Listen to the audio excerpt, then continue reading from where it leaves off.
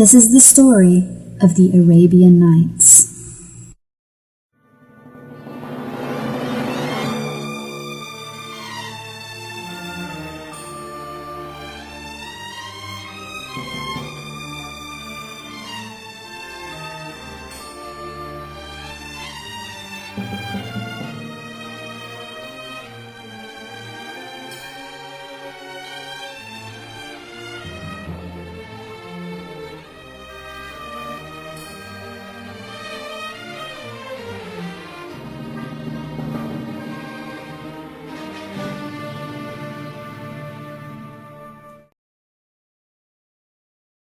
Once upon a time, there lived a king who reigned in an ancient empire stretching from Persia to the borders of China, beyond the river Ganges itself. He is said to have been the greatest monarch of his time. His subjects loved him, and his neighbors feared him. When he died, he left his kingdom in a more flourishing and powerful state than any king had done before him, and his eldest son, Shahryar, became Sultan. Now, the Sultan Shahryar had a wife whom he loved more than the entire world, and his greatest happiness was to surround her with magnificence, riches, and beautiful jewels.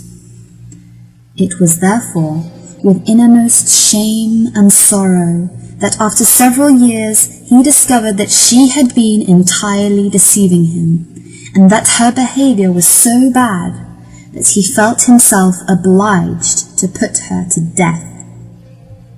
Grief seized him. His color changed to yellow. His mind almost gave way.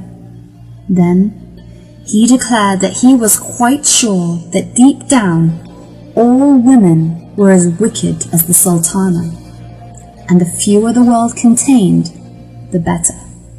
So from that day forth, every evening he married a new wife and had her put to death the following morning before the Grand Vizier, whose duty it was to provide the Sultan with these unhappy brides. This poor man fulfilled his task with reluctance, but there was no escape, and every day he saw a girl married and a wife dead. Instead of the blessings that were once heaped on the Sultan's head, the air was now full of curses. The Grand Vizier himself was the father of 2 daughters. The eldest was called Scheherazade, and the youngest Dinazad. Dinazad had no particular gifts to distinguish her from any other girl, but her sister was clever and courageous in the highest degree. Her father had given her the best teachers in philosophy, medicine, history, and the fine arts, and besides all this, her beauty excelled that of any girl in the kingdom. One day, when the Grand Vizier was with his eldest daughter, his delight and pride, she asked him, "How long shall this slaughter of women endure? Father, I have a favor to ask of you. Will you grant it to me?" "I can refuse you nothing, my love," replied he. "Then listen. I am determined to stop this barbarous practice of the Sultans, and to deliver these girls from the awful fate that hangs over them." "Well, that would be an excellent thing to do," replied the Vizier. "But how do you propose to do this?" "Father," answered she, "it is you that provides the Sultan daily with a fresh wife, and I implore you, by the affection you bear me, to allow the honor to fall upon me." "Have you lost your senses?" cried the Grand Vizier in horror. "I shall not allow you to expose your life to such peril. How can you address me in words so foolish? You should know by now what it means to be the Sultan's bride."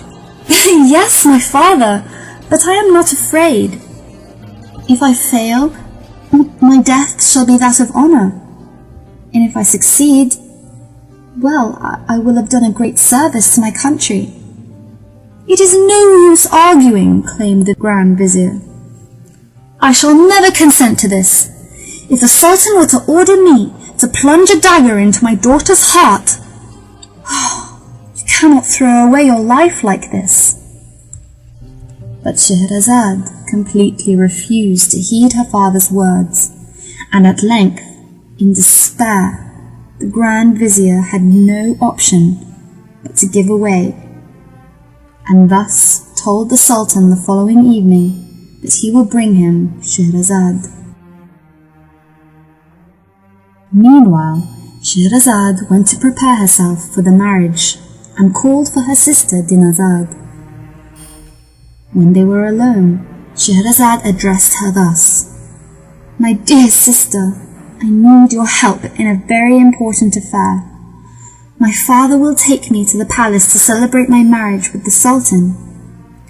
When His Highness receives me, I shall beg him as a last favour to allow you to sleep in our chamber, so that I may have your company for the last night I am alive. If, as I hope, he grants me this wish, be sure to wake me an hour before dawn, and speak to me in these words: 'My sister, if you are not asleep, I beg you before the sun rises to tell me one of your charming stories. Then I shall begin, and I hope by this means to deliver the people from the terror that reigns over them.'" When the usual hour arrived, the Grand Vizier conducted Scheherazade to the palace and left her alone with the Sultan.